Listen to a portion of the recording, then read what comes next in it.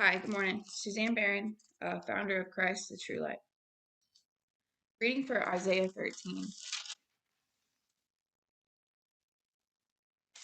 If you are just not seeing my face for the first time, um, I'm reading through the Bible and I'm talking about things that we aren't talking about in the religious world. I'm hooking in technology, mental health, schizophrenia. It's a big one. If you're schizophrenic, you definitely want to be watching me. Um, you need to watch me anyways. Artificial intelligence, because of AI and technology and where we are at with humanoid robotics and the dangers that are approaching. Um, so I discuss those things, and I find correlations to what we're dealing with in our world through Scripture, and that's what I'm talking about. But right now, I'm just reading verse by verse. I'm just trying to get through reading it. I do have a website, www.christthetruelight.com, where I to deeper studies, in-depth blogs that have more evidence than what I can give you on a video.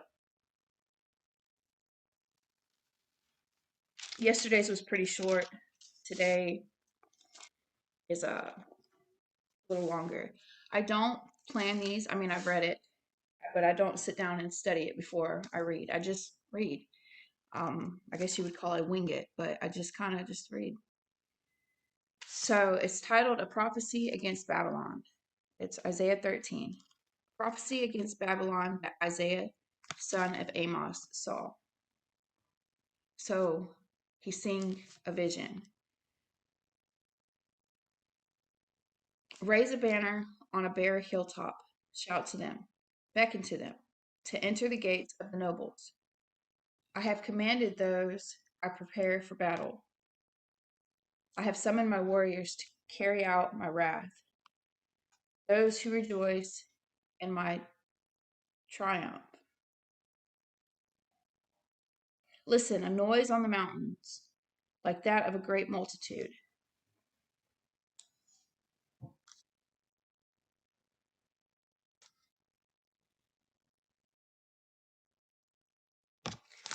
A great multitude. It made me think about Ezekiel 38.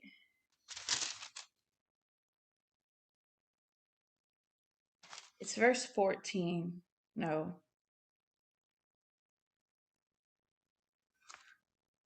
15 through 16.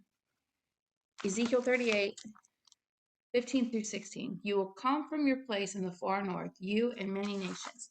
This is talking about a great multitude of people. So it's a lot of people. So listen, a noise on the mountains like that of a great multitude. It says, you will come from your place in the north, far north, you and many nations with you, all of them riding on horses. I talk about these horses sometimes, like these chariots, like the chariot wheels on in Ezekiel's vision. He sees chariots, the wheel. So the horse is technically the wheel, because that's what pulls the chariot.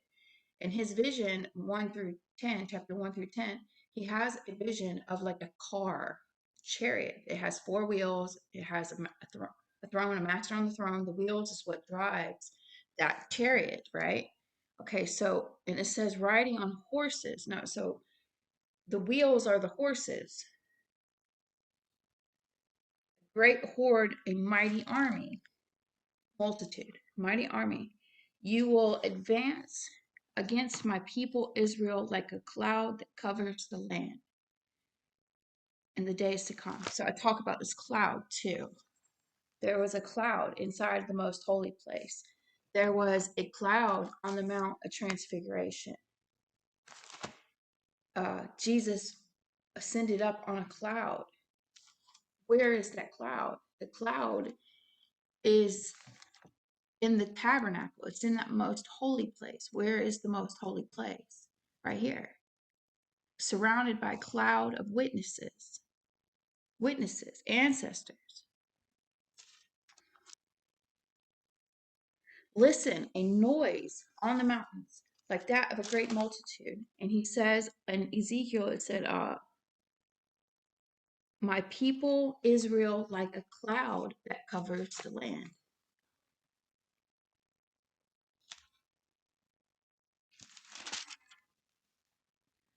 Listen, an uproar among the kingdoms, like nations massing together. The Lord Almighty is mustering an army of war. They will come from faraway lands, from the ends of the heavens. The Lord and the weapons of his wrath will destroy the whole country. Wail, for the day of the Lord is near. It will come like destruction from the Almighty. Because of this, his hands will go limp. Every heart will melt with fear. Terror will seize them. Pain and anguish will grip them. They will writhe like a woman in labor. They will look aghast at each other, their faces aflame.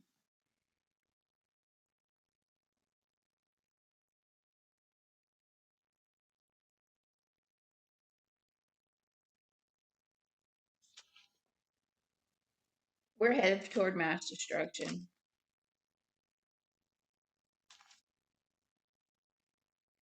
I have to study this before I say what I'm thinking. Better. I pull strongs and stuff like that. But we are headed for mass destruction. See, the day of the Lord is coming, a cruel day with wrath and fire, fierce anger, to make the lands desolate and destroy the sinners within it. The stars of heaven and their constellations will not show their light. The rising sun will be darkened, and the moon will not give its light. It will punish the world for its evil, the wicked for their sins. I'll put an end to the arrogance of the haughty, and will humble the pride of the ruthless. I will make people scarcer than pure gold, more rare than the gold of Ophir. Therefore I'll make the heavens tremble, and the earth will shake from its place. At the wrath of the Lord Almighty, in the day of his burning anger. Where did Paul say the heavenly realms were? Within us. The heavenly realms are within us. We're not warring against flesh and blood. We're warring about principalities and spiritual forces in the heavenly realms.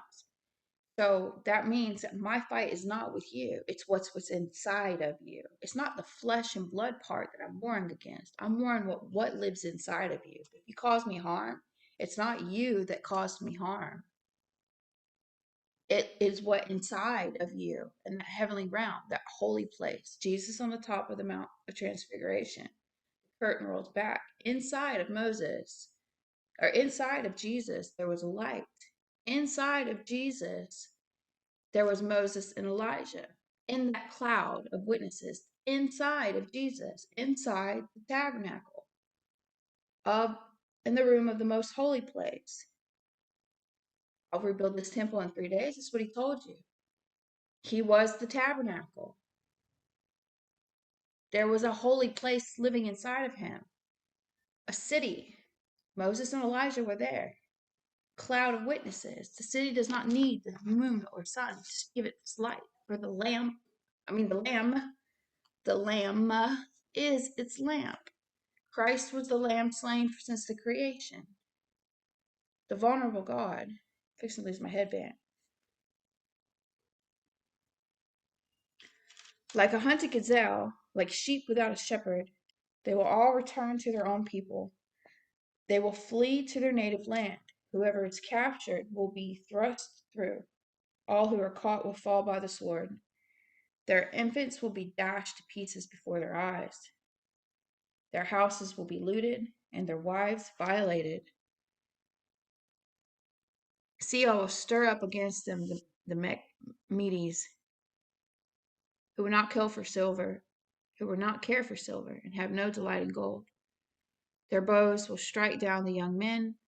They will have no mercy on infants, nor will they look with compassion on children. Babylon, the jewel of kingdoms, the pride and glory of the Babylonians, will be overthrown by God, like Sodom and Gomorrah. She will never be inhabited or lived and through all generations, or lived in.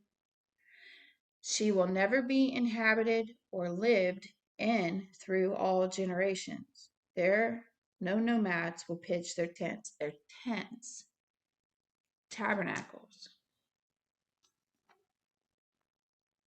It's telling you you're not going to live there. You're not going to make a home. It's going to be a home place for them. There, no shepherd will rest their flocks,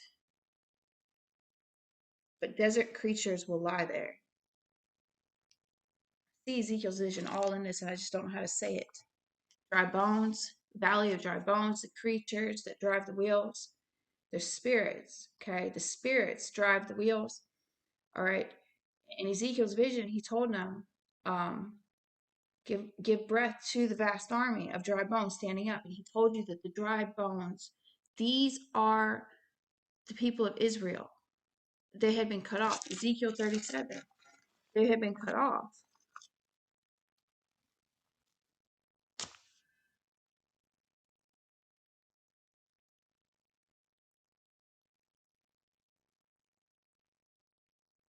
Bring you out looks in the word of the Lord. People actually say this is what I said. Join them. Stick up. Lead along. Children, where's it at? Hang on, let me find it.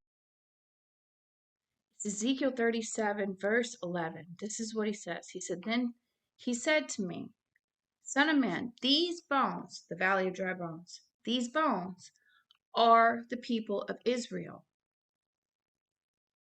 Dead bones. They say, Our bones are dried up and our hope is gone. We are cut off. Cut it off. You're cut off. You are a lost soul. You're cut off. And then it goes on and talks about taking two sticks and joining them together. If you're a follower, then you know what I'm talking about when I say Ephraim, Hosea 12, 7 through 9. His God was the God of Egypt. Our newer text says, I am the God that led you out of Egypt. The very first English translation is clear. He says, I am the God from Egypt. And in Hosea 12, he's talking about money. He says, I love money. He says, the merchant uses dishonest scales and loves to defraud. Ephraim boasts, I'm very rich. I have become wealthy. In all of my wealth, you'll not find any iniquity of sin in me. So he's wealthy. He loves money. You cannot love both God or money. His God is clearly money. That Egyptian pyramid, not an American dollar. His God is clearly money. But here's the kicker, because verse 9 in the newer text, 2011 says, I have been the Lord your God ever since you came out of Egypt. Gives you the impression that this God speaking to him is the one that sent him in to get the Israelites out, sent Moses in. But this is a God of money. I love money. I love money. I have been your God. I love money. He loves money. The very first English translation says, I am the God from Egypt. It's an altered Bible. It is the Egyptians' God speaking to Ephraim. That's why sometimes these things are hard for me to, I'm like, I don't know which God's speaking. Because Satan speaks in place of God in Scripture. Deuteronomy 13. Murder that prophet. God, through Moses, see, that's a whole level of complication I don't want to get into right now, okay? But through Moses, because it is Moses giving the instructions, but it's God telling him to do so. The gift of prophecy. It's very difficult, right? Murder that prophet. Murder that prophet. And Jesus said, you're doing the worst of your father. You're trying to murder me. Jesus was the prophet spoken about in Deuteronomy 13. Murder Jesus is basically what Deuteronomy 13 is telling you. Murder the prophet performing signs and wonders. Murder the prophet whose stuff is coming true. Murder the prophet who tells you to follow another God. You murder that prophet. Jesus said, you're trying to murder me. You're the offspring of the viper. You don't know my Father. Christ in the ark told you not to murder at all. Now, what I said the other day, Moses delivering that message. Deuteronomy 13. Okay, it's very complex. It's very complicated. I don't want to confuse anybody, because what I can clearly see is Jesus was the first person to ever recognize that viper. So Moses didn't recognize him. He was told to crucify the viper, but he still didn't see it. Jesus, your Messiah, was the first one to ever call him out. John did too, but in that era of time, Jesus saw him. You are the offspring of the viper. Jesus saw the viper. He was the first one to recognize the gift of prophecy is very complex, and Satan can make you a prophet. That's why he walked through psychosis, 40 days in the wilderness. Throw yourself down. He was told by the voices to kill himself. Schizophrenic patients, you need to be watching me, listening to me. The voices told him to jump off the cliff, off the pinnacle of the temple. The voices told him to do strange things. The voices told him to murder himself. Schizophrenia. Prophets.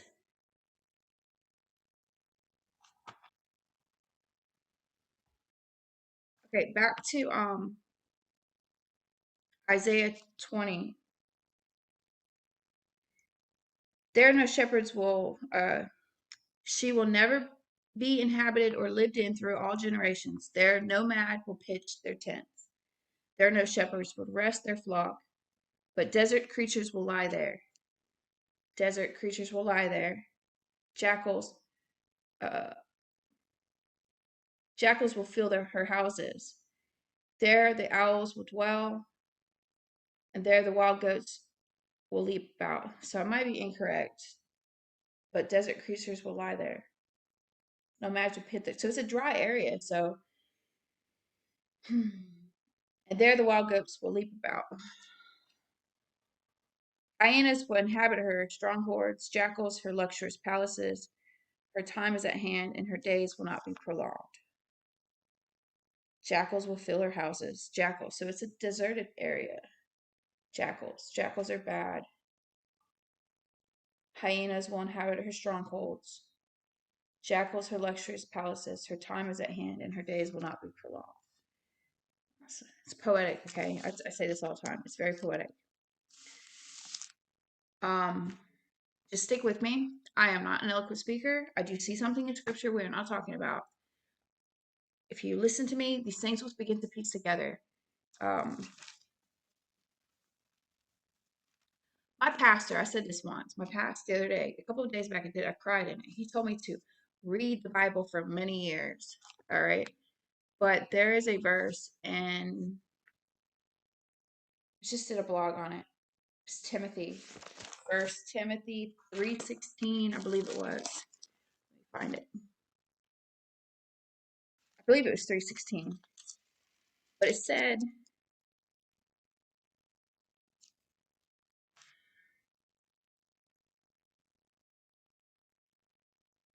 it is in First Timothy. I know this for a fact. 4 something maybe.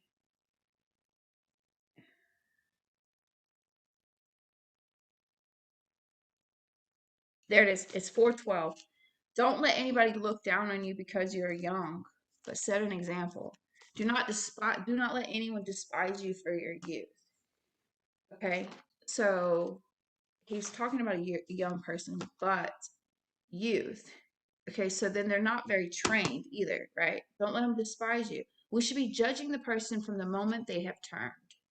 That's when he's talking about elders and how to um, choose good elders, and they should have their children should be raised right, and good examples, right? They shouldn't have a bunch of kids running around doing all kinds of junk. They wouldn't make a good elder. Obviously, they can't lead their family. They can't lead a church. That's the thought process. And I mean, come on, that's common sense. But you shouldn't judge, like, for example, me. I'm just making a point, okay? Just making a point here, okay? I've lived a drug addict life.